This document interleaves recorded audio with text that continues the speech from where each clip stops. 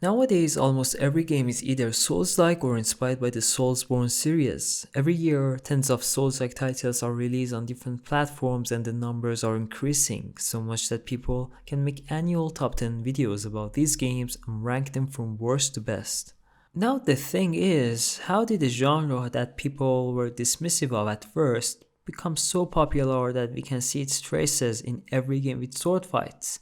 What accounts for the ubiquity in modern gaming? To answer these questions, we must remember that video games, similar to all other industries, always revolve around trends and developers opt to create what is financially rewarding. I mean, if you go back and play retro games from Sega Mega Drive and Nintendo consoles, you would notice a similarity in the gameplay and feel in every title. Back then, the majority of games were a blend of beat-em-ups or shoot-em-ups with elements of platforming. Over time, we saw the rise of cinematic games and subsequently, in the 360 era, the game design trends shifted towards shooting and multiplayer games. Currently, the industry is dominated by open-world and Souls-like games as leading trends.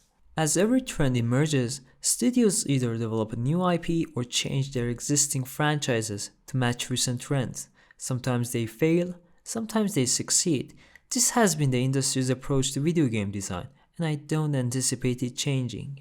Merely being aware of this fact could explain the prevalence of Souls-like games. However, while the entire trend discussion is so obvious and there is no room to debate, I believe it's a rather cursory take on the popularity of this genre, and there are other reasons that might not be perceptible at first look.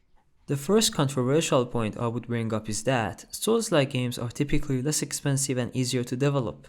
We all know that the gameplay formula is somewhat set in stone for all Souls-like games. With every new release, there might be some small innovations and adjustments here and there, but the key gameplay mechanics remain untouched. This is clearly less challenging when developers have to create every mechanic from the ground up. Interestingly, Souls-like is one of the rare genres where even the UI is generally similar across all its games. On top of that, we all concur that nobody plays Souls games for high fidelity and cutting edge graphics.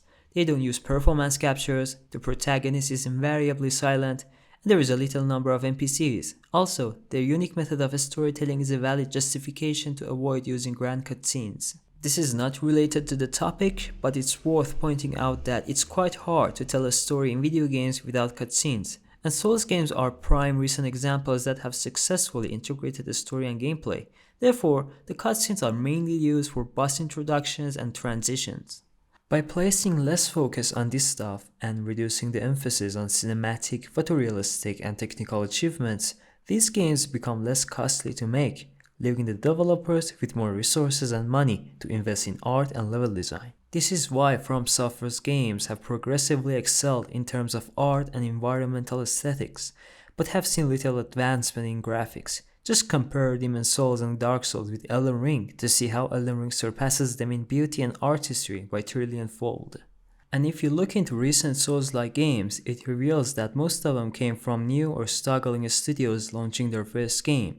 For instance, around 100 people work on Lies of P for 3 years. Thymesia was developed by a team of 7 from Taiwan. The Lords of the Fallen had a team of about 75 developers and a budget of $66 million over 2 years. These figures provide a rough estimate of the resources required to develop a Souls-like video game. The genre is a great and doable choice for every new studio, regardless of their size. Keep in mind that Souls games currently have the biggest community among single-player titles, and nothing can come close and compete. For example, numerous YouTube channels focus exclusively on Souls-like games, creating daily content, probably more than any other genre. With that being said, this genre is a highly attractive choice for indie and AA studios. To prove it more, if we compare the number of titles released by video game authors with Hidetaka Miyazaki since 2011, it becomes clear that he has been involved in more titles than others. It's noteworthy that Soulsborne games are superior in terms of gameplay length and have a much higher replay value. But don't get me wrong, the low production cost of these games is not a vice, but rather a virtue. I believe more studios should take a similar path and aim to publish more titles at least every 2 years. Honestly, I think the low cost of these games is the sole reason for the existence of this genre. This is why we have a Souls-like genre, but not a GTA-like one. There was a time when every successful video game had a handful of clones, but as games evolved and expanded, that era of video game clones vanished. When was the last time you played a fun GTA clone or a God of War clone? I praise Souls games for this matter. The other reason for the genre's popularity has less to do with the developers but pertains to the gamers themselves. Since the invention of video games, players have been drawn to titles that challenge their reaction speed and reflexes. The games were designed in such a way that mastering their mechanics was a prerequisite for progression. So much so when people who experience retro games for the first time are like, oh my god, why are these games so difficult? Then we had CRPG and strategy games that engage our thinking and decision making skills, attracting a different subset of gamers who relish this type of mental challenge. However, in an effort to sell games to the masses, this aspect of video games started to lose its relevance in the 7th generations of consoles, and people became used to easy titles that could be beaten without any difficulty. Games filled with hand-holding elements continue to exist, but From Software has managed to awaken gamers with the launch of Demon's Souls and Dark Souls, offering a fresh playground for players to test and showcase their abilities. Souls games are full of risk-taking and suspenseful moments, and defeating a boss always brings a sense of accomplishment. Much like classic arcade games, completing these games requires quick reflexes and precise timing for attacks, defense, and dodging. You can improve significantly through practice and repetition, but you can never get it to a mastery level because of the unpredictable nature of these games. Regardless of the hours you spent, there is no guarantee of success against a boss or any other difficult encounter. This unpredictability, in fact, is also what makes online live service games like Warzone and Fortnite appealing. Even top-ranked players or those with the high KD ratios will experience losses and defeats.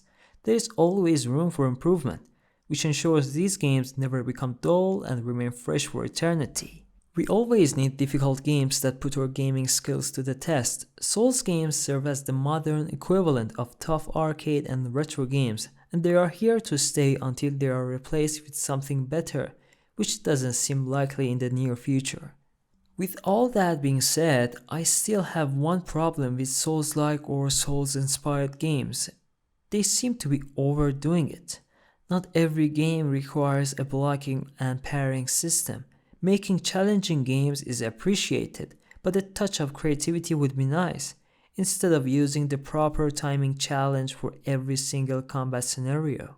Sometimes I think developers have forgotten how to create a quality game with a melee combat without borrowing from Souls elements. I look forward to the day when we see more games in the genre with more diverse gameplay designs, as these days, any game with a katana is a Sekiro wannabe.